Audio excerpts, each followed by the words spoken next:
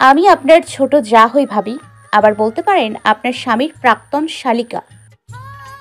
দ্বিতীয় কথাটি বুঝতে না পেরে লিলির কপাল কুঁচকে গেল। নাসিমা বেগম কান্না থামিয়ে ঝটপট লিলিকে সাবধানের বাণী শোনালেন। খবরদার এই মেয়ের সাথে কথা বলবে না। এই জলদস্যু তোমার জীবনটা শেষ করে দিবে। আপনি ভুল বললেন আম্মা। জলদস্যু সমুদ্র বা নদী পথে আক্রমণ করে, আমি তো শ্বশুর বাড়ি এসেছি মাত্র। শামীমা তখন চুপচাপ থাকলেও উষাকে এবার খানিক থমকে উঠল। চুপ করে ঘরে যাও। উষা দাঁড়ালো না, ধূপধাপ পা ফেলে শামীমের ঘরে চলে গেল। সে তো দোষের কিছু বলেনি, অথচ তাকে ধমক শুনতে হলো। কথায় আছে না, কোদাল সবসময় বুকের দিকেই টানে। শামীম মায়ের পায়ের কাছে গিয়ে বসল। নাসিমা বেগম মুখ ঘুরিয়ে নিলেন, অভিমানের সুরে বললেন, তুই আমাকে মুখ দেখাবি না। এই চেহারা ওই মেয়ের সামনে দেখাবি। যেদিন ওকে ছেড়ে আমার কাছে আসতে পারবি সেদিন মুখ দেখাবি। শামীম শান্ত সুরে বলল, মা, তুমি আমার মা, উষা এখন আমার স্ত্রী। আমি দুজনকেই সম্মান করি, কাউকে দূরে সরানোর ইচ্ছে আমার নেই। তুমি যদি ভাবির সাথে এই অবিচারটা না করতে তাহলে সংসারের সুখ হারিয়ে যেত না। ভাবি, উষা দুজনকেই তো তুমি অনেক স্নেহ করতে, তাহলে ছোট্ট একটা ঘটনায় কি এমন হয়ে গেল যে ভাবি আর এই বাড়ির বউ হওয়ার যোগ্য রইল না? নিজের দশটুকু চোখের সামনে ভাসতেই নাসিমা বেগম তেতে ওঠেন। কাটকাট গলায় বললেন, তুই এক্ষুনি আমার সামনে থেকে বেরিয়ে যা।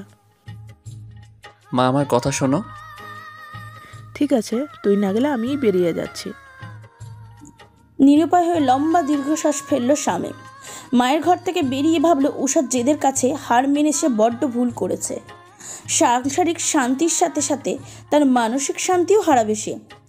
ঘরে ফিরেই দেখল টেবিলের এক পাশে চেয়ার টেনে বসে কিছু লিখে যাচ্ছে উষা। শামীমের কাছে গিয়ে দাঁড়াতেই তার হাতে একটা লিস্ট ধরিয়ে দিল। দৃষ্টি নামিয়ে বলল, আমার কিছু প্রয়োজনীয় জিনিস কাল সময় করে এনে দেবেন। শামীম লিস্ট পড়তে গিয়ে একটা জায়গায় দৃষ্টি আটকে গেল। প্রয়োজনীয় বিভিন্ন জিনিসের সাথে সাথে ন্যাপকিন লেখা, তার পাশে ছোট্ট করে লেখা আমার শরীর অসুস্থ, যার মর্মার্থ বুঝে কাগজটি ভাঁজ করে পকেটে রেখে দিল। ফ্রেশ হয়ে এসে দেখলো খাটের এক পাশে গুটিসুটি মেরে শুয়ে আছে উষা। শামীম ছোট্ট করে ডাকলো, উষা, খেতে চলো। অবস্থানের পরিবর্তন না করে উষা জবাব দিল, আমি এখন খাবো না, আপনি খেয়ে আসুন। শামীমের রাগ হচ্ছে, নাকের পাটা ফুলিয়ে শ্বাস ছেড়ে নিচু স্বরে বলল, তুমি একটু বেশি জেদ করো। উষা নির্বিকার ভঙ্গিতে জবাব দিল, এটা আমি জানি, নতুন কিছু থাকলে বলুন। শামীম জবাব না দিয়ে উষাকে টেনে তুলল। খেয়ে এসে ঘুমাও। রাগে হাত ছাড়িয়ে নিল উষা, দাঁতে দাঁত চেপে বলল, সমস্যা কি আপনার? আমি খাবো না বলছি তো। আপনার খিদে পেয়েছে, আপনি খেয়ে নিন না, এত লাফালাফির কি আছে? সবার সাথে খেতে কি সমস্যা তোমার? চলো তাহলে, তোমাকে অন্য বাসায় রাখবো, ওঠো। উষা অন্য বাসায় থাকার জন্য তো এখানে আসেনি, তাই চুপচাপ শামীমের কথা শুনে সাথে সাথে খেতে গেল। তা দেখে মুচকি হাসলো শামীম। উষাকে দেখে একজন এক একদিকে মুখ ঘুরিয়ে নিচ্ছে, এতে তার উপর বিন্দুমাত্র প্রভাব পড়ল না। চুপচাপ বসে নিজের খাবার নিজেই বেড়ে খেয়ে চলে গেল। শামীম খাবার শেষ করে উঠতেই তার বড় আপা শান্তি বললেন, তোর কি খুব দরকার ছিল সংসারে অশান্তি নামিয়ে আনা? শামীম কোনো জবাব দিল না, চুপচাপ বড় আপার কথা শুনে গেল। আপা আর কিছু বললেন না। শামীম আর না দাঁড়িয়ে ঘরে ফিরল। রাতে উর্মির ভাবি তানজিলা উর্মির জন্য খাবার নিয়ে গিয়ে পাশে বসল। উর্মির ভাই শাকিল হাসি মুখে ঘরে ঢুকে শরীরে বেশ খোঁজ খবর নিল। উর্মি জবাব দিল, ভালো আছি আমি। কিছুক্ষণ ইতিউতি করে আসল কথায় আসলো শাকিল, বলল, তোর মোহরানার টাকা কি তোর কাছেই আছে? হ্যাঁ। এই টাকা দিয়ে আমরা বাজারের উপর একটা জমি কিনলে কেমন হয়? মুস্তাফা সাহেব খাবার শেষ করে মেয়ের ঘরের দিকেই আসছিল। শাকিলের বক্তব্য কর্ণধারে পৌঁছাতেই তিনি শক্তভাবে জবাব দিলেন, কোনো দরকার নেই, এটা আমার মেয়ের টাকা, তার একটা ভবিষ্যৎ আছে। শাকিল বাবাকে বোঝালো, উর্মি তো আমাদের কাছেই আছে, তার খাওয়া পড়া প্রয়োজনীয় সব কিছু তো আমরা দিচ্ছি, তার তো টাকার প্রয়োজন নেই এখন।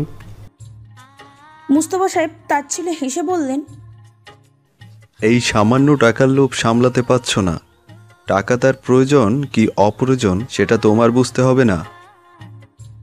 সে কি আমাদের উপর থাকছে খাচ্ছে না? এই টাকা তো জলে যাচ্ছে না, বরং একটা কাজে লাগানো হচ্ছে।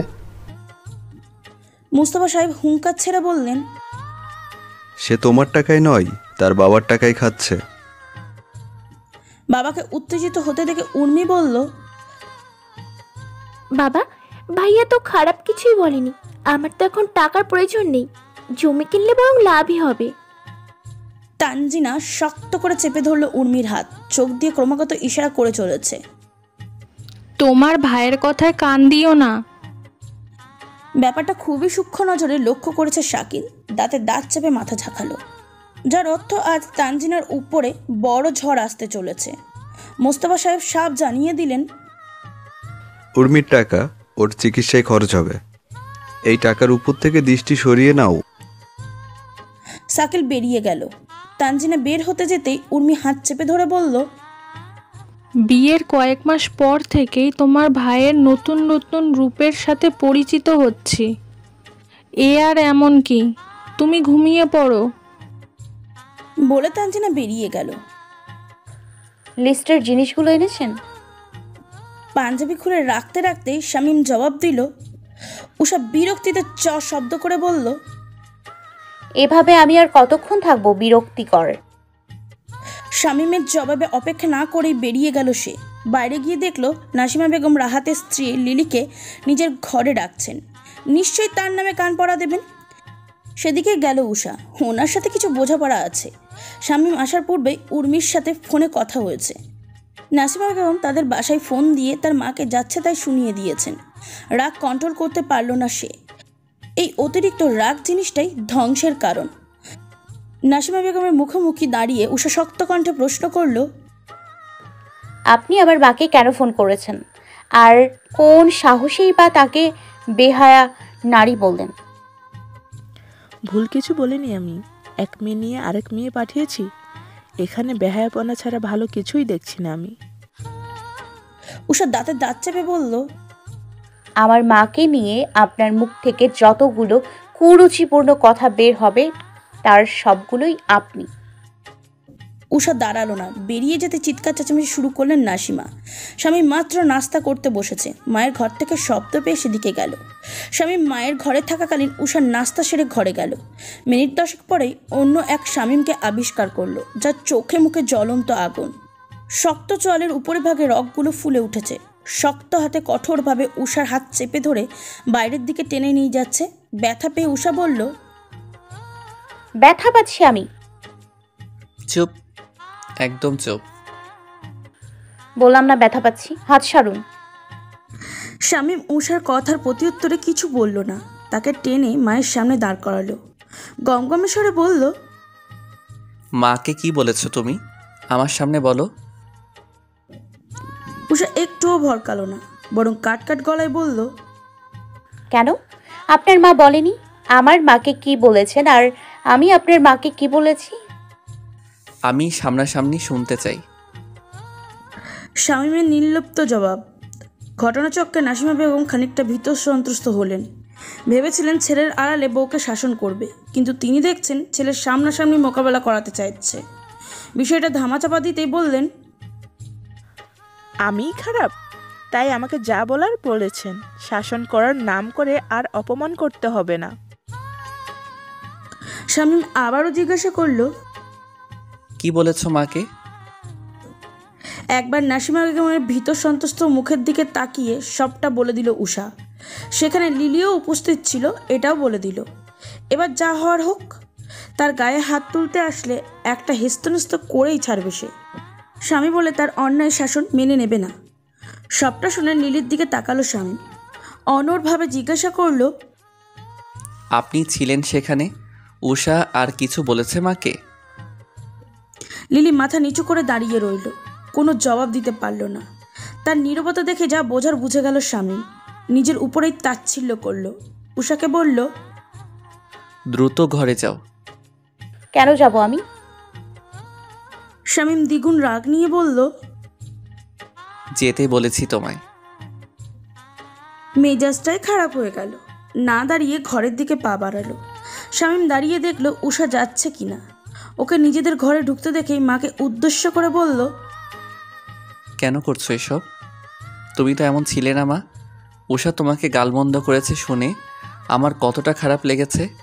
তার মাকে যখন তুমি বেহায়া বলে নিচু করলে তখন তারও নিশ্চয়ই খারাপ লেগেছে। আর সেই জেদ ধরেই তোমার সাথে তর্ক করেছে। নিজের দোষটুকু ঢেকে রেখে তাকে কেন মিথ্যেবাদী বানালে? আমি আমার মাকে নিচু হতে দেখতে চাই না।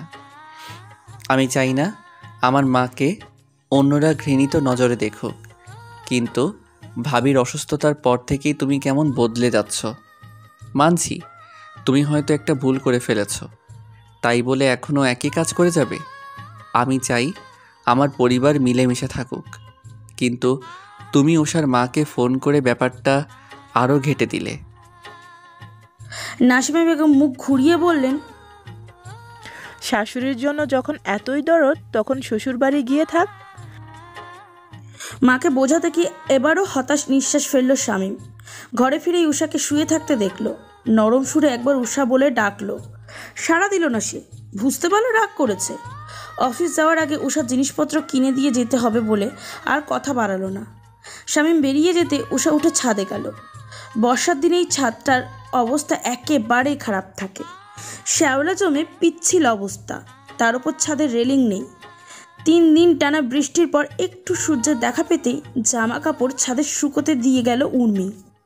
ঘণ্টাখানিক না যেতেই আবারও বৃষ্টি নামলো। দ্রুত শুকনো কাপড় তুলে ফিরতে গিয়েই পা পিছলে ছাদের নিচে পড়ল। বোনের কথা মনে পড়তেই চোখ ঘোলাটে হয়ে এলো। রাহাত নাকি ঢাকার বাইরে কাজে গিয়েছে, তাকে বাড়িতে দেখা যাচ্ছে না। উষার জিনিসপত্র নিয়ে এসে তাকে ঘরে পেল না শামীম, তাই অফিসের উদ্দেশ্যে বেরিয়ে গেল। উষা ছাদ থেকে নামলো 2 ঘন্টা পর। নাসিমা বেগম লিলিকে বেশ খাতির যত্ন করছেন। ড্রয়িং রুমে বসেই তাকে শাড়ি আর কিছু গয়না দেখাচ্ছে। উষা ঘরে ফিরতে যেতেই থেমে গেল নাসিমা বেগমের কথায়, এগুলো পরে সব সময় সেজেগুজে থাকবে। রাহাত ফিরলেই তাকে চোখে চোখে রাখবে, বুঝলে? পরিপাটি থাকলে স্বামী হাতের মুঠোয় থাকে, এদিক ওদিক দৃষ্টি দেয় না। উষা শাশুড়ির পাশে বসে মিষ্টি করে হাসলো। নাসিমা বেগম তীক্ষ্ণ দৃষ্টি ফেলতেই উষা বলল, সব বড় বউয়ের পাওনা। ছোট বউ কি দোষ করলো? আমাকেও দিন আম্মা, আমাকেও শিখিয়ে দিন কিভাবে স্বামী হাতের মুঠোয় রাখা যায়। বেয়াদব মেয়ে, লজ্জা করলো না আমার কাছে এসব বলতে? অবশ্য তুমি তো এবারে নিজে হেঁটেই এসেছো।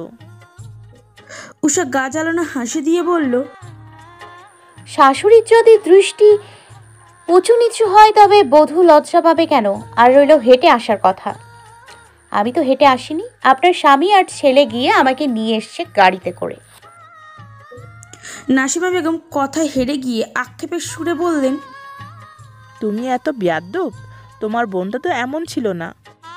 ও, তাহলে আপনি স্বীকার করছেন যে আপনি ভালো মানুষের কদর করতে জানেন না। অতিরিক্ত রাগে ক্ষুব্ধ হয়ে হিতাহিত জ্ঞান শূন্য হয়ে পড়লেন নাসিমা বেগম।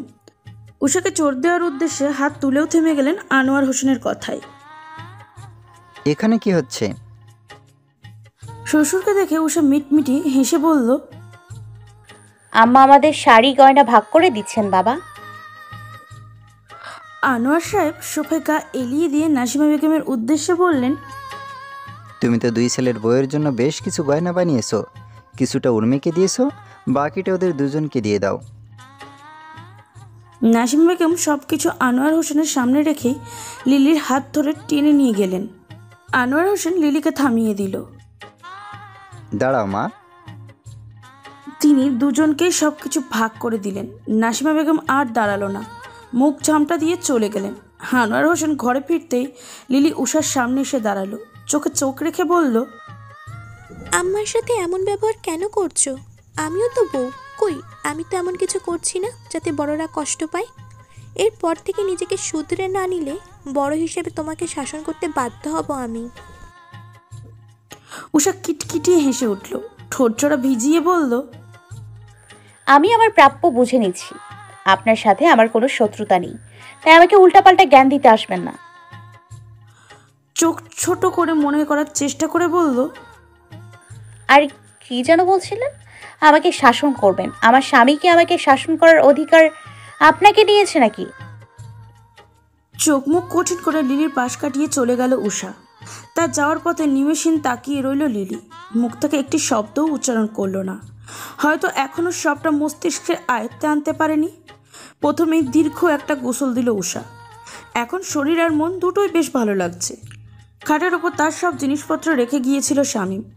সেখানে থেকে একটা জামা পরে নিল, হালকা সাজগোজ করলো। তিমিরে তলিয়ে যাওয়া রজনী, আলোকহীন কক্ষে শুনশান নীরবতা বিরাজমান। দুদিক থেকেই কঠোর নীরবতা জারি হয়েছে। সকালের পর থেকে দুজনের মধ্যে আর কোনো কথা হয়নি। শামীমের বিপরীত দিকে মুখ করে শুয়েছে উষা। হঠাৎ ডান হাতে টান পড়ল।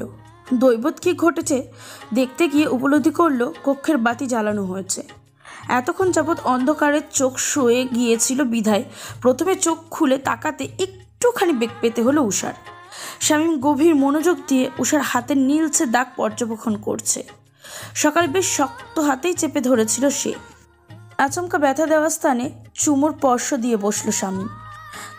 তড়িৎ হাত সরিয়ে নিল উষা। তার লজ্জার চেয়ে রাগটাই বেশি হচ্ছে। শামীম উঠে গিয়ে একটা মলম খুঁজে নিল। উষার হাতের ব্যথা স্থানে হাত ছোঁয়াতে গেলেই উষা ঝাড় মেরে সরে গেল। থমথমে গলায় বলল,